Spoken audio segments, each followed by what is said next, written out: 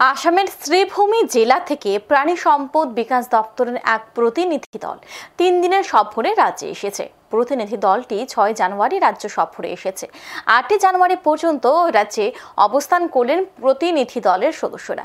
মঙ্গলবার Tripura veterinary council আগরতলায় আসাম থেকে আগত প্রতিনিধি দলের সদস্যরা বৈঠক করেন রাজ্যের প্রাণী সম্পদ বিকাশ দপ্তরের আধিকারিক ও কর্মীদের সাথে। বিষয়ে বিস্তারিত কি রয়েছে দেখে নেব একবার।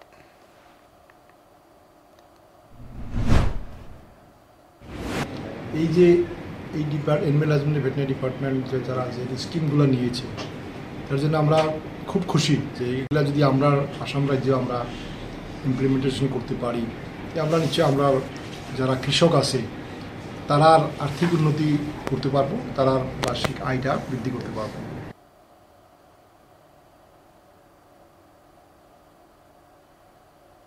আসাম সরকার তাদের ত্রিপুরার সংশ্লিষ্ট দপ্তরের কাজকর্মের সফলতা দেখতে পাঠিয়েছে। এখন সময় বিরতি, সঙ্গে থাকুন।